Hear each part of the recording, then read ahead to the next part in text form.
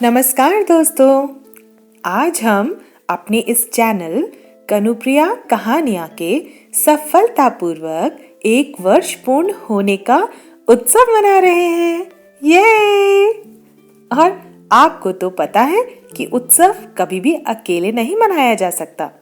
उसके लिए हमें सबके साथ की जरूरत होती है, जैसे कहानी के लेखक, कहानी के चित्रकार, कहानी का वाचक यानी कहानी सुनाने वाला और सबसे ज्यादा जरूरी श्रोता यानी आप।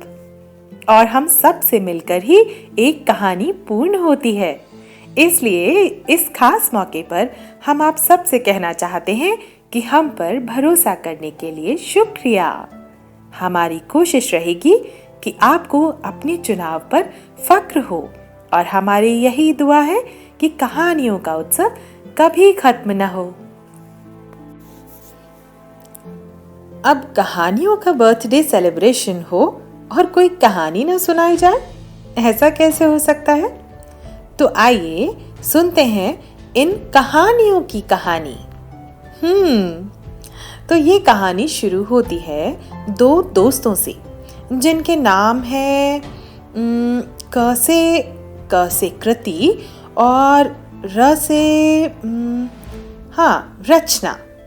तो कृति और रचना अपने अपने दैनिक जीवन में व्यस्त थीं और खुश थीं। सभी की तरह उनके भी कुछ अपने शौक थे, जैसे कृति को किताबें पढ़ना, कहानियां सुनना, सुनाना और लिखना बहुत पसंद था, और रचना को चित्र बनाना, रंग भरना और रचनात्मक चीजें बनाना बहुत अच्छा लगता था। सब कुछ बस ठीक ही चल रहा था कि अचानक दुनिया में कोरोना नामक महामारी ने दस्तक दी। देखते ही देखते कोरोना ने विकराल रूप धारण कर लिया और आज तक जो किसी ने न देखा, न सुना और नहीं सोचा था, ऐसा वक्त आ गया, यानी लॉकडाउन। सब कुछ थम गया। लोग बीमार होने लगे। जो बीमार नहीं हुए थे वे डरे हुए थे कि कहीं वे भी इस कोरोना की चपेट में ना आ जाएं। सभी अपने अपने घरों में लगभग कैद हो गए। यह बहुत मुश्किल समय था। कृति और रचना भी बहुत उदास थे कि ऐसा क्या करें जो सकारात्मक हो, सृजनशील हो और इस खाली समय का सदुपयोग भी हो सके। तभी एक दिन कृति के मन में एक विचार आया कि क्यों ना मैं लोगों तक अच्छी और सुलझी हुई कहानियां पहुंचाऊं। विचार तो अच्छा था, लेकिन ये होगा कैसे? तब कृति ने रचना से ये बात शेयर की और कहा कि क्यों ना हम मेरी कृति और तुम्हारी रचना को मिलाकर उन्हें सुंदर कहानियों का रूप दे दें। यह आइडिया रचना को बेहद पसंद आया।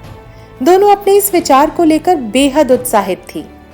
लेकिन कोई योजना जब आपके दिमाग में होती है तो उसे कागज पर लाना और फिर स्क्रीन पर लाना आसान तो नहीं होता। परंतु यह भी सच है कि जब आप पूरे मन से कुछ अच्छा लोगों तक पहुंचाना चाहते हैं तो रास्ते अपने आप मिलने लगते हैं। तो बस फिर क्या था, कहानियां बनने लगीं और उन्हें चित्र का रूप देकर संगीत से सजाकर आप तक पहुंचाने का काम आरंभ हो गया। इसी बीच कृति और रचना को एक और लेखक साथी से ओम का भी साथ मिल गया, जिन्होंने बहुत प्यारी प्यारी सकारात्मक कहानियां लिखी।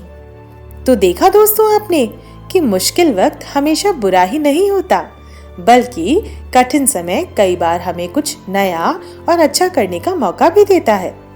अब ये हम पर है कि हम मुश्किल परिस्थितियों से कैसे निपटते हैं।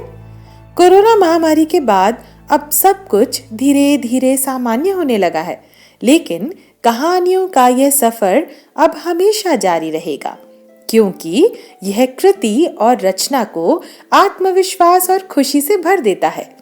शायद आपको भी। तो कैसी लगी आपको ये कहानी?